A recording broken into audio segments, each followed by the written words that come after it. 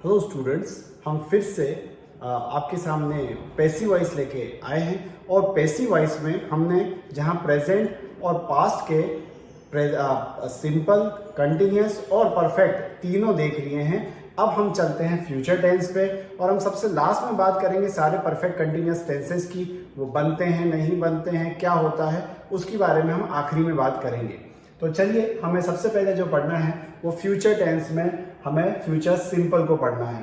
तो future simple में क्या होता है, हम एक्टिव वॉइस का रूल अच्छे से जानते हैं कि हमें सब्जेक्ट, उसमें विल, वर्ब की फर्स्ट फॉर्म और ऑब्जेक्ट का यूज करना होता है।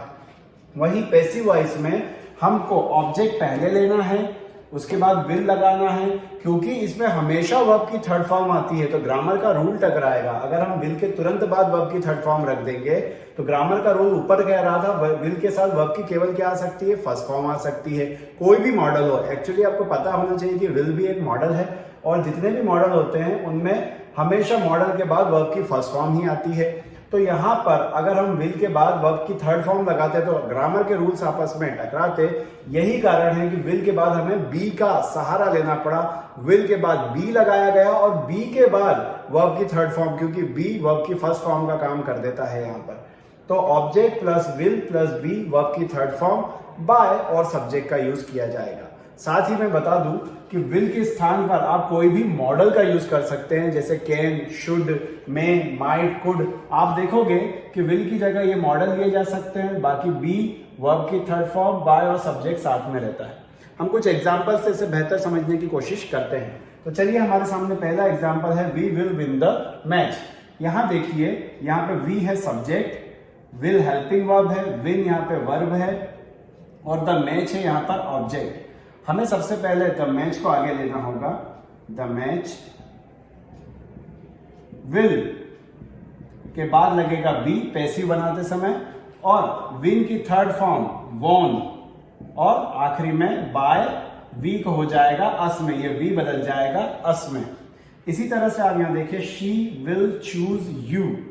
तो यू जो है वो आगे हम रखेंगे, विल लिखेंगे, बी लिखेंगे, चूज को चूजन लिखा जाएगा थर्ड फॉर्म में और बाय और शी बदल जाएगा आपका हर में।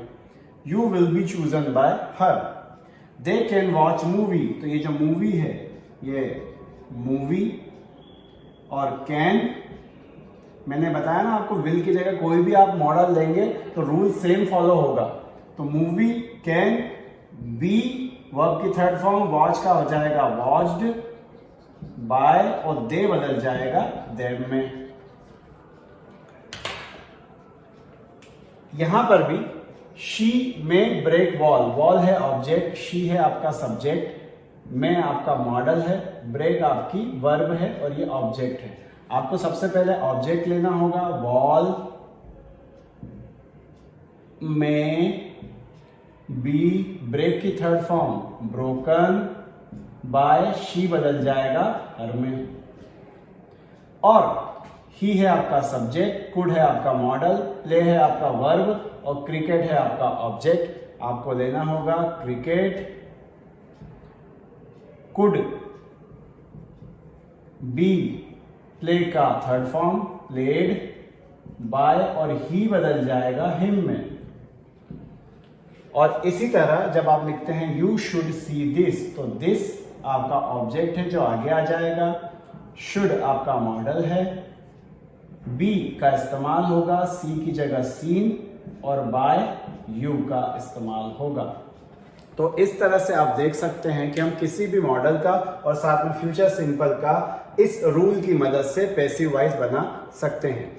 तो ये तो हमारे फ्यूचर सिंपल टेंस की बात हुई। हमें फ्यूचर कंटिन्यूअस और फ्यूचर परफेक्ट की बात करना है और लास्ट में, जैसा कि मैंने आपसे पहले भी कहा, हम आखिरी में बात करेंगे सारे परफेक्ट कंटिन्यूअस टेंस की। तो चलिए हम देखते हैं फ्यूचर कंटिन्यूअस और फ्यूचर परफेक्ट। चलिए अब बात करते हैं हम फ्यूचर टेंस के फ्यूचर कंटिन्यूअस टेंस की। अभी तो हमें यह देखना है कि इसका पैसिव बनता भी है या नहीं। देखिए यहाँ पर रूल है सब्जेक्ट एक्टिव वॉइस का रूल है कि सब्जेक्ट विल, बी और वर्ब के आईएनजी के साथ ऑब्जेक्ट लगाया जाना है। अब यहाँ पे देखिए ग्रामर के रूल्स में बहुत सारी आपको प्रॉब्लम्स देखने को मिलेगी। मान लीजिए हम इसका जो पैसिव है वो बनाने का ट्राई करते हैं। तो ऑब्जेक्ट आपको पहले लेना होगा, आपको विल लगाना होगा, क्योंकि इसमें वर्ब की केवल कौन सी फॉर्म आ सकती है, थर्ड फॉर्म, और विल के बाद हम तुरंत थर्ड फॉर्म लगा नहीं सकते, हम बी लगाएंगे।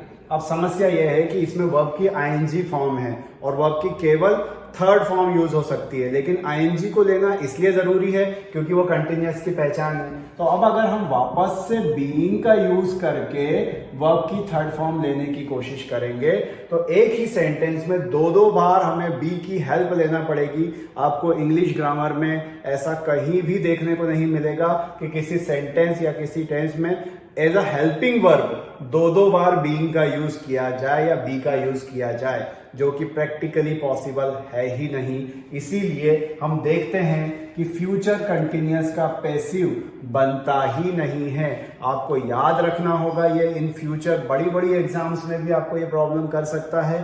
फ्यूचर कंटिन्यूअस का पैसिव नहीं होता है इंग्लिश ग्रामर में। ये आपको समझ में आया होगा आई होप। और अब हम देखते हैं फ्यूचर परफेक्ट की बात करते हैं। चलिए हम फ्यूचर परफेक्ट की बात करते हैं। फ्यूचर परफेक्ट में एक्टिव वॉइस का जो रूल होता है वो होता है subject plus will plus have plus verb की थर्ड फॉर्म और ऑब्जेक्ट। यहां पर पैसिव बनाते समय हमें ऑब्जेक्ट को पहले लेना होगा, हेल्पिंग वर्ब में विल और हैव को लेना होगा, क्योंकि हैव के बाद हमेशा वर्ब की थर्ड फॉर्म आती है, तो पैसिव में भी वर्ब की थर्ड फॉर्म आती है। दोनों के रूल्स टकराएंगे, ऐसा नहीं कर सकते। इसीलिए आपको बीच में किसका, बी की मदद लेना होगी और विल हैव बीन बनाना होगा। उसके बाद हम बाय और सब्जेक्ट का सहारा लेंगे। अब इस तरह से आप एग्जाम्पल में देखिए, they will have done work. ये एक्टिव वॉइस का एक सेंटेंस है, हमें इसे पैसिव में बदलना है। हमें सबसे पहले ऑब्जेक्ट वर्क को आगे रखना होगा, फिर हमें विल को आगे लेना होगा, फिर हम लेंगे हैव, और हैव और डन के बीच में क्योंकि ये वर्ब की थर्ड फॉर्म ऑलरेडी है, हमें बीइंग का यूज करना होगा। Work will have been done by और दे की जगह आ जाएगा देन। और एट लास्ट हम देखेंगे she will have thought that. हमें दैट को आगे लेना होगा, that will have been thought by her. और इस तरह से फ्यूचर परफेक्ट का भी पैसिव बनता है। अब हमें एट लास्ट बात करना चाहिए कि क्या जिस तरह से फ्यूचर कंटिन्यूअस टेंस का पैसिव पॉसिबल नहीं हो पाया था, क्या यही प्रॉब्लम सारे कंटिन्यूअस परफेक्ट कंटिन्यूअस टेंसेस में भी आती है? तो बिल्कुल हमें ये देखना चाहिए कि क्या ऐसी प्रॉब्लम हर टेंस में है। तो चलिए देखते हैं। इसके लिए हम किसी भी फ्यूचर कंटिन्यूअस या फिर कंटिन्यूअस परफेक्ट कंटिन्यूअस का एग्जांपल लेते हैं। जैसे कि हम देखते हैं प्रेजेंट परफेक्ट कंटिन्यूअस टेंस। आप यहां देखेंगे, इसको बनाने के लिए सब्जेक्ट हैज या हैव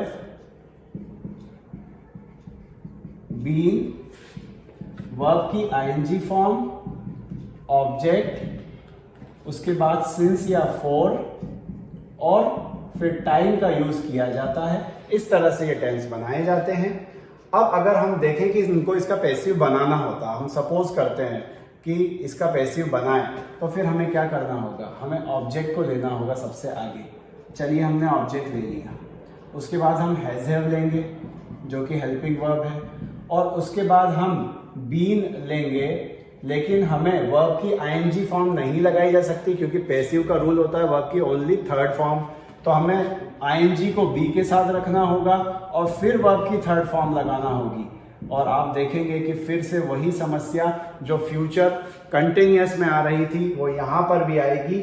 आप देखेंगे कि एक ही सेंटेंस के अंदर दो बार बी की हेल्पिंग वर्ब का इस्तेमाल किया जाएगा, जो कि फिर से ग्रामेटिकल रूल्स में नहीं आता है।